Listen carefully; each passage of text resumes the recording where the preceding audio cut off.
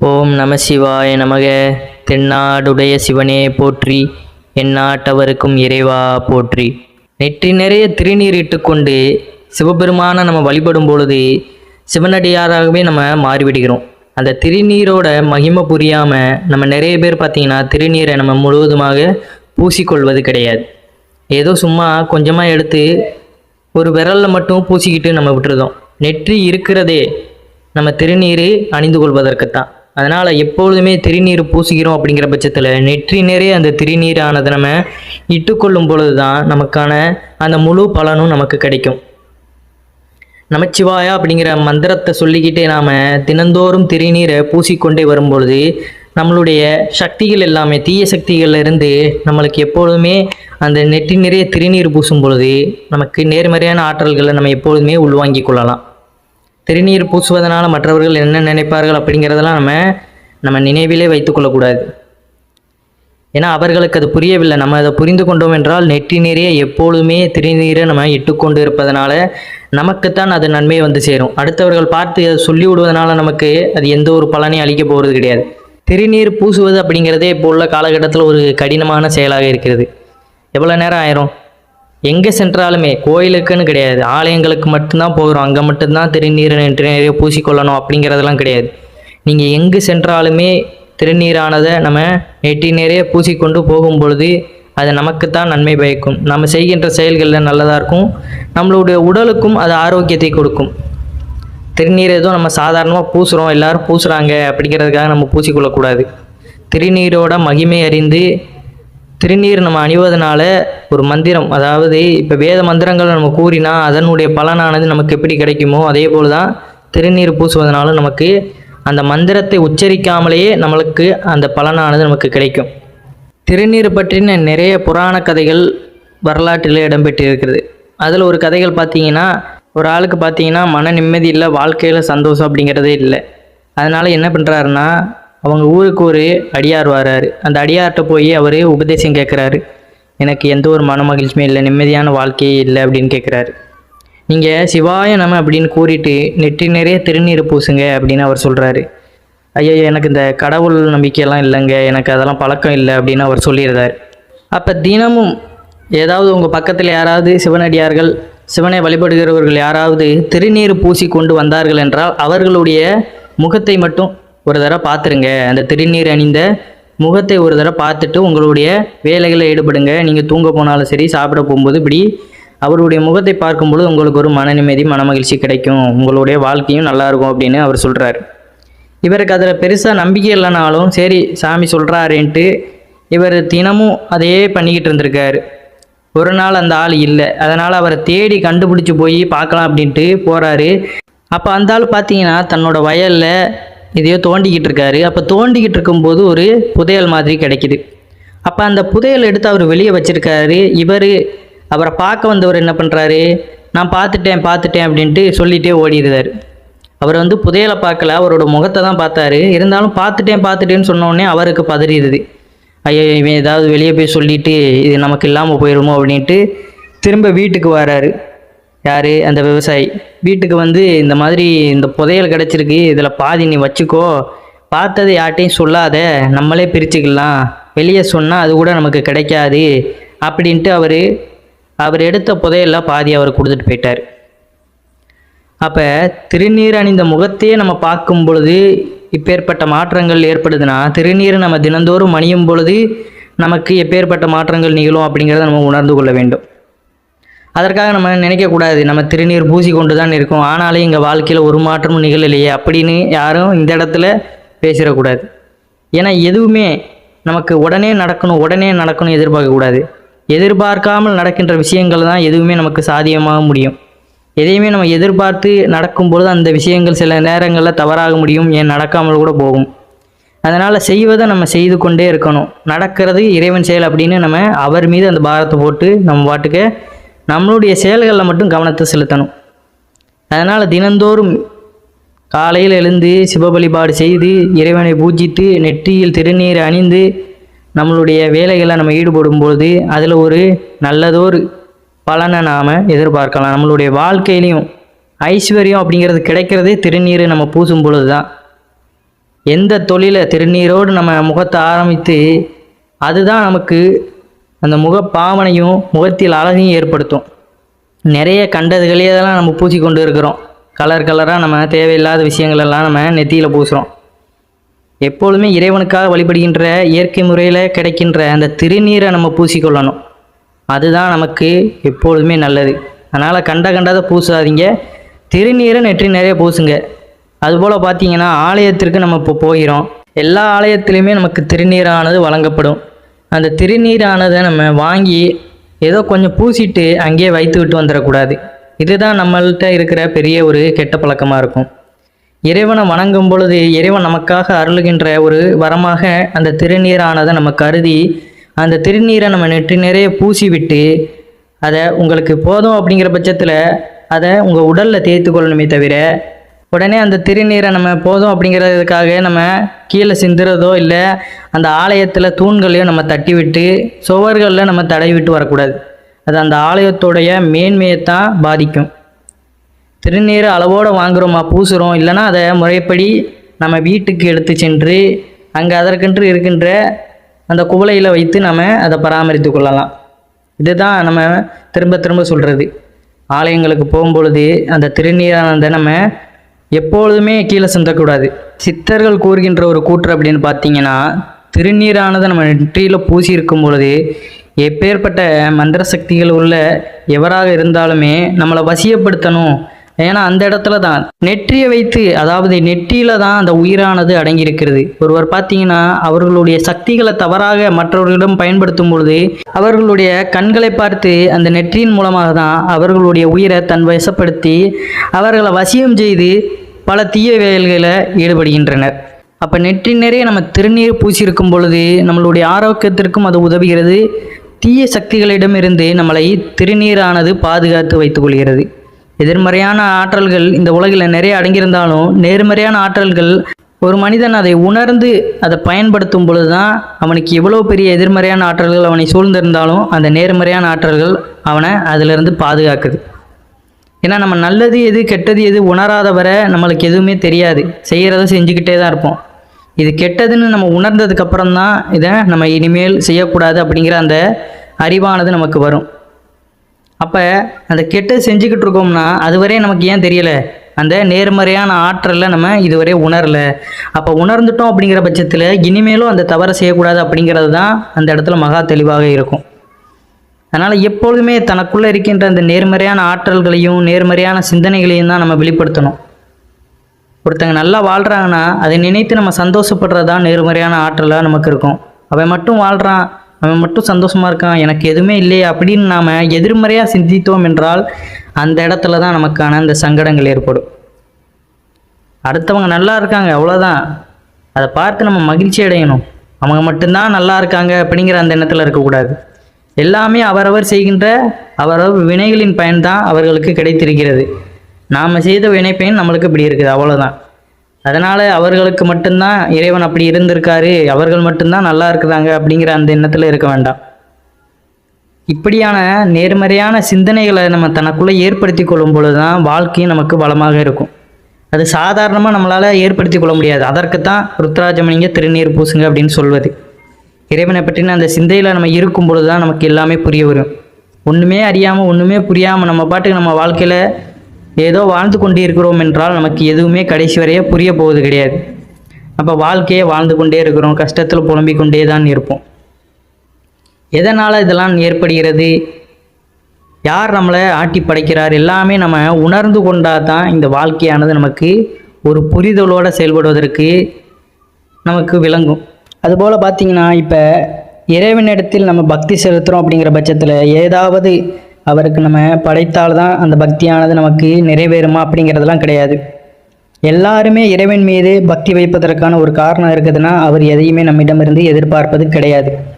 ஏன்னா எதையுமே எதிர்பார்த்து செய்கிறது மனிதர்களால் மட்டும்தான் முடியும், இறைவன் அப்படிப்பட்டவர் கிடையாது. ஏன்னா இறைவன் எல்லாத்தையுமே நம்மளுக்கு வழங்கத்தான் கூடியவரை தவிர எதையுமே திரும்ப பெறுவது கிடையாது. எல்லாமே மனிதர்களாக நம்மளாக உருவாக்கி கொண்ட ஒரு மன திருப்திக்காக நம்ம இதை செஞ்சால் இறைவன் நமக்கு இதை அருள்வார் அப்படிங்கிறது அவரவர் நம்பிக்கை. அதனால் மற்றவர்கள் ஆடம்பரமாக ஏதாவது செய்வாங்க இறைவனுக்கென்று, ஏதாவது தங்கத்தில் செய்வாங்க. இப்படி பலவாறான வகையில் அவர்கள் வேண்டுதல்கள் வைத்து செய்யும் பொழுது அவர்களுக்கு அந்த வசதியானது இருக்குது, அவர்கள் செய்கிறார்கள். ஆனால் இறைவன் இதெல்லாம் எதிர்பார்க்க மாட்டார். அதனால் நம்ம செய்யலையே, இந்த மாதிரி ஆடம்பரமாக இல்லையே, இறைவன் பார்த்தீங்கன்னா அவர்களுக்கு மட்டும்தான் எல்லாமே செய்கிறாரு அப்படிங்கிற அந்த மனக்கணக்கெல்லாம் உங்களுக்குள்ளே யாருமே தவறாக போட்டுக்கொள்ள வேண்டாம். இறைவன் பார்த்தீங்கன்னா நம்மிடமிருந்து எதையுமே எதிர்பார்ப்பது கிடையாது. நாமளாக உருவாக்கி கொண்ட ஒரு கூற்று. உண்மையான பக்தியும் உண்மையான அன்பும் பிற உயிர்களிடத்தில் நாம் காட்டுகின்ற அந்த அன்பு தான் இறைவனிடத்தில் நம்மளை கொண்டு போய் சேர்க்கும். இப்படித்தான் இறைவனை நம்ம உணர முடியுமே தவிர நம்ம பொன்பொருள்களை கொண்டு போய் அதை செய்கிறோம் இதை செய்கிறோம் அப்படிங்கிறதெல்லாம் ஒரு பெருமைக்கு மட்டும்தான். நான் இதை செய்கிறேன் இறைவனுக்கு, அதை செய்கிறேன் இதை செய்கிறேன் அப்படிங்கிறதெல்லாம் இருப்பவர்கள் செய்கிறார்கள். அது அப்படியே மாற்றாக நீங்கள் பண்ணலாம். இறைவனிடத்தில் உண்மையான பக்தியையும் அன்பையும் மட்டும் செலுத்துங்க. அவருக்கு எதாவது கொடுக்கணும்னு நினைத்தீங்கன்னா கோயிலில் நீங்கள் போய் எதையுமே பெரிய அளவில் செய்யாதீங்க. வெளியே கஷ்டப்படுற மக்களுக்கு உணவே இல்லாமல் நிறைய பேர் பட்டினியில் வாடிக்கொண்டு இருக்கின்றனர். அவர்களுக்கு உங்களால் முடிந்த உதவிகளை செய்யும் பொழுது அதன் மூலியமாக தான் இறைவனுடைய இந்த கருணையானது நமக்கு கிடைக்கப்பெறும். இப்போ பார்த்தீங்கன்னா கோயில்கள் அப்படிங்கிறது எல்லாத்தையுமே இப்போ உள்ள காலகட்டத்தில் காசாகிட்டாங்க. வழிபாடு செய்யணுனாலே அதற்கு ஒரு தரிசனம் இதற்கு ஒரு தரிசனம் அப்படின்னு நம்ம கோயிலுக்கு போனாலே நிம்மதியாக இறைவனை வழிபாடு செய்வதே இப்போ உள்ள காலகட்டத்தில் ஒரு முடியாததாக தான் இருக்கின்றது. உங்களுடைய மன திருப்திக்காக ஏதாவது உன்னை இறைவனுக்கு படைக்கணும் அப்படின்னு உங்களுக்கு தோணுச்சுன்னா அதை குறைந்த அளவிலே வாங்கி அதை இறைவனுக்கு படைங்க. வெளியே கஷ்டப்படுகின்ற அந்த இறைவன்களுக்கு நீங்கள் செய்கின்ற அந்த உதவி தான் அது உண்மையான பலனை அளிக்கும். இறைவன் பார்த்தீங்கன்னா நம்மளை படைத்திருக்கிறார் அப்படின்னா அவர் அந்த படைத்ததற்கான வேலையை செய்து விட்டார். அதற்கப்புறம் வாழ்க்கையில் நம்மளுக்கென்று எந்த ஒரு நல்வழி அப்படிங்கிறத நம்ம தான் புரிந்து கொண்டு வாழ்க்கையில் பயணிக்கணும். எல்லாத்திற்குமே இறைவனை நம்ம நாடி கொண்டு இருந்தோம்னா நம்ம இந்த உலகத்தில் பிறந்தும் நம்மளால் எந்த ஒரு பயனும் இல்லாத மாதிரி தான் இருக்கும். சரி எது தவறு எது நல்லது எது கெட்டது எது எல்லாமே நம்மளுக்கு உணர்த்தும் வகையில் தான் நம்மளுக்கான இந்த 6 அறிவும் நம்மளுக்கு செயல்படுகிறது. ஏன்னா விலங்குகளால் கூட இந்த 5 அறிவு வைத்து கொண்டு அதெல்லாம் பேசக்கூட முடியாது. அதற்களுக்கென்று ஏதாவது பிரச்சனைனா கூட அது வாயார கூறக்கூட முடியாது. ஆனால் நம்மளுக்கு எதுனாலுமே நம்மளால் சொல்ல முடியும். நமக்கு ஏற்பட்டுகின்ற எந்த ஒரு விளைவுகளுமே நம்ம பிறரிடம் சொல்ல முடியும், இறைவனிடமும் நாம் வேண்டிக் கொள்ள முடியும். எல்லாவற்றையுமே உணர்ந்து புரிந்து மேன்மை அடைவதற்கும் ஞான வழியில் செல்வதற்கும் ஆணாக வாழ்வதற்கும் எல்லாமே நம்மளால் முடியும். ஆனால் அதை முயற்சிப்பது அப்படிங்கிறது இல்லாத சமயத்தில் தான் இறைவனிடம் நம்ம பழி கூறி கொண்டு வாழ்ந்து கொண்டு இருப்போம். நம்ம எல்லாருமே இறைவனானப்பட்டவரை தேடிக்கொண்டு அலைந்து கொண்டு இருப்போம், இறைவனை வழிபட்டு கொண்டு. ஆனால் நாமளே ஒரு இறைவன் அப்படிங்கிறத நம்ம என்றைக்கு உணர்கிறோமோ அப்போ தான் நம்மளுடைய வாழ்க்கையானது புரிதலுக்கு வரும். சிவம் அப்படிங்கிறது எல்லாத்துக்குள்ளும் இருக்கின்ற ஒரு உயிர். அந்த ஒரு உயிர் பல உயிர்களில் இணைந்திருப்பது தான் சிவமாக இருக்கின்றது. அப்போ அந்த உயிரை நம்ம எப்படி உணரணும் அப்படின்னு பார்த்தீங்கன்னா, கடவுள் எப்படிப்பட்டவர், நம்மை படைத்து நம்மளுக்கு சில நேரங்களில் நம்ம ரொம்ப தடுமாறுற சூழ்நிலையிலையும் நம்மளுக்குள்ளே இருக்கின்ற அந்த நம்பிக்கையை வெளிப்படுத்தும் பொழுது அவர் நம்மளை தூக்கிவிட்டு இந்த வாழ்க்கையில் நீயும் ஒரு அங்கமாக வாழ்ந்து காட்டுவாய் அப்படிங்கிறத நமக்கு உணர்த்துவதில் பல வகையில் நம்மளுக்கு முயற்சி செய்வார். அந்த மாதிரி தான் நம்ம மற்ற மனிதர்களுக்கு நாம் செய்கின்ற அந்த உதவிகள் அவர்கள் நம்ம தன்னம்பிக்கையோடு வளர்த்து விடும்போது தான் அந்த இடத்துல நம்மளும் கடவுளாக போற்றப்படுகிறோம். எப்போதுமே இறைவா எனக்கு ஏன் இவ்வளவு சோதனை, என்னையே இவ்வளோ சோதிக்கிற அப்படிங்கிற அந்த எண்ணத்தில் நம்ம செயல்பட வேண்டாம். ஏன்னா மரத்திற்கு இலையுதிர் காலம் வைத்த இறைவன் தான் அதற்கு வசந்த காலத்தையும் வைத்திருக்கிறான். எப்பொழுதுமே ஒரு மரமானது ஒரே நிலையிலையும் இருக்காது, அந்த நிலையிலிருந்து அது மாறாமலும் இருக்காது. அதோட இலைகள் உதிர்ந்து வெற்று மரமாக இருந்தாலும் வசந்த காலம் வரும்பொழுது பார்த்திங்கன்னா அதனுடைய புதிய இலைகள் அதற்கு துளிர் விட்டு வரத்தான் செய்யும். அது மாதிரி பார்த்திங்கன்னா துன்பத்தில் நம்ம இலை உதிர்ந்து அந்த வெற்று மரம் போல் இருந்தாலும் நமக்கென்று ஒரு வசந்த காலம் வரும்பொழுது நம்மளுடைய வாழ்க்கையானது மாறும் அப்படிங்கிறத நம்ம அந்த இடத்துல உணர்ந்து கொண்டு அந்த வாழ்க்கையோட பயணத்தில் நம்ம போய் கொண்டு இருக்கணும். இல்லை அது மாறாதுன்னு நம்ம புலம்பிக்கொண்டே இருப்பதனால அது நம்மளுடைய நம்பிக்கையின்மையின் காரணமாக அது மாறாமல் தான் போகவிடும்.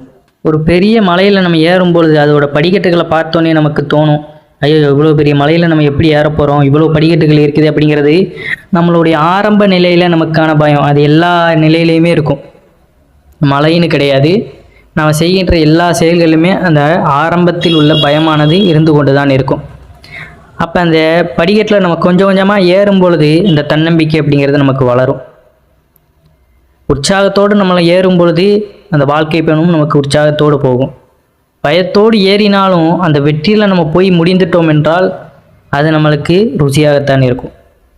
அதனால் என்னடா இவ்வளோ பெருசாக இருக்கே, இவ்வளோ பெரிய வாழ்க்கையில் நம்ம இப்படி கஷ்டப்பட்டு கொண்டே இருக்கோமே, எல்லாமே நல்லா வாழ்ந்து கொண்டு கடந்து போய் கொண்டே இருக்கிறார்களே, நம்மளுக்கு எதுவுமே கிடைக்க மாட்டேங்குதே அப்படிங்கிற அந்த எண்ணத்தில் இருக்க வேண்டாம்.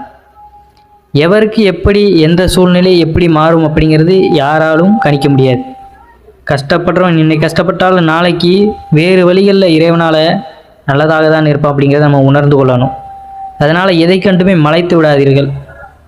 தொடர்ந்து செயல்பட்டு கொண்டே நல்வழியில் வாழ்ந்து கொண்டே இருக்கும் பொழுது நமக்கான பாதை நமக்கு திறந்திருக்கும் அப்படிங்கிறத உணர்ந்து கொண்டு வாழ பழகி கொள்ளணும்.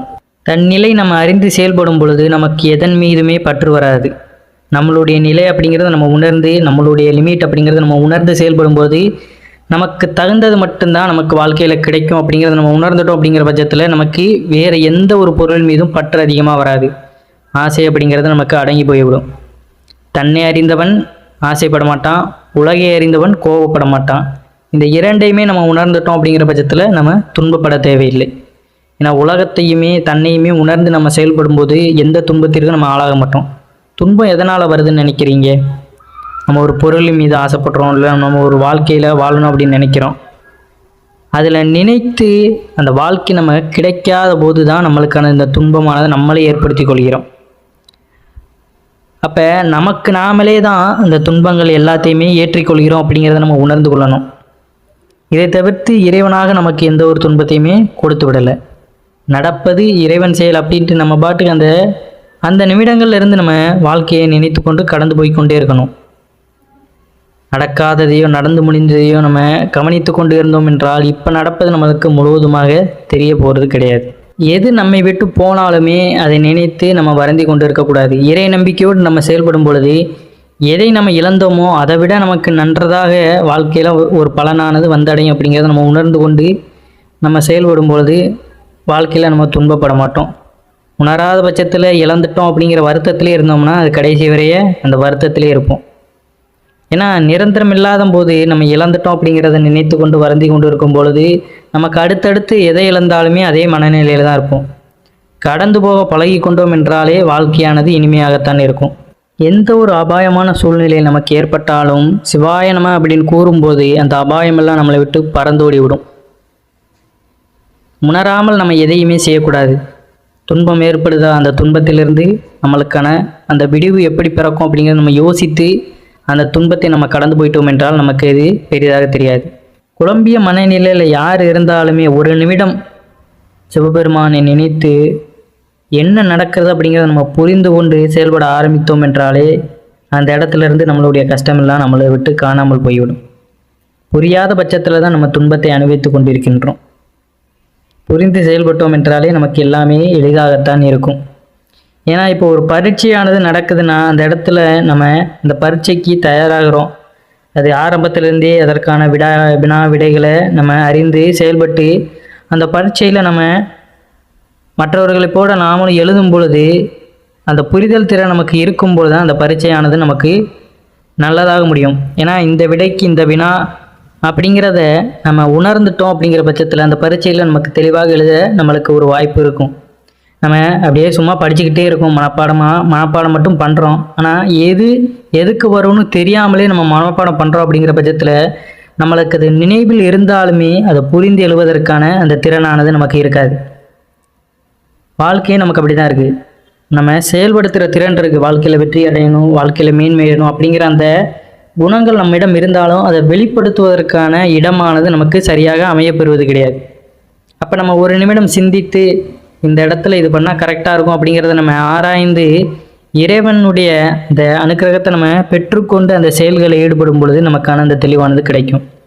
பொறுமையாக ஒரு நிமிடம் நம்ம சிந்தித்து யோசித்து செயல்படும் பொழுது அதில் எந்த ஒரு பிரச்சனையும் வரப்போகிறது கிடையாது. அமைதியான முறையில் தான் எல்லாத்தையுமே நம்மளால் சாதிக்க முடியும். அதனால் எதுலேயுமே ஆறாவாரம் கொண்டு துன்பப்படுறோம், கஷ்டப்படுறோம், குழம்பிய நிலையில் இருக்கோம்னு நம்ம உடனே எரிச்சலாகி கோவப்பட்டுறக்கூடாது. இந்த கோவப்பட்டுட்டோம் அப்படின்னாலே அவ்வளோதான், அந்த இடத்துல எதுவுமே நம்மளுக்கு ஓடாது. அமைதியாக சிந்தித்து நம்ம எப்படி அதை செயலாற்றணும் அப்படிங்கிறத நமக்குள்ளே மனக்கணக்கு போட்டுக்கொண்டு இறைவனை நினைக்கும் பொழுது அது நமக்கு தெளிவாக அவரே நமக்கு உணர்த்தி விடுவார். அப்போ எப்பொழுதுமே இறையருள் அப்படிங்கிறத உங்களுக்குள்ளே மிகுதியாக வைத்துக்கொள்ளுங்கள். திருநீர் அணிந்து கொண்டு எந்த ஒரு வேலையும் செய்யுங்க. நேர்மறையான ஆற்றல்களை உங்களுக்குள்ளே தக்க வைத்துக் கொள்ளுங்கள். ஏன்னா நெற்றியில் தான் நமக்கு அந்த ஞாபக சக்தி அப்படிங்கிறத அதிகப்படுத்துகிற திறனானது நமக்கு இருக்கும். அப்போ இந்த திருநீர் பூசும் பொழுது அதற்கு தான் அந்த இடத்துல நம்ம ஏதாவது பொட்டு வைக்கிறாங்க. குங்குமம்லாம் லேடிஸ்லாம் வைப்பாங்க. அப்போ அந்த இடத்துல வைக்கிறதுக்கு காரணம் அந்த நினைவாற்றல் அப்படிங்கிறது அதிகரிக்கிறதுக்கும் அந்த இடத்துல தான் உயிர் சக்தி அப்படிங்கிறது அதிகமாக இருக்கும். அப்போ எல்லாமே நம்ம புரிந்து கொண்டு செயல்படும்போது அது நமக்கு தெளிவாக இருக்கும் அப்படிங்கிறத உணர்ந்து கொள்ளுங்கள். இந்த பதிவை உங்களுடைய நண்பர்களுக்கும் பகிர்ந்து கொள்ளுங்கள். மறக்காமல் நம்மளுடைய சேனலை சப்ஸ்கிரைப் பண்ணிடுங்க. நன்றி, வணக்கம். ஓம் நம சிவாய நமக.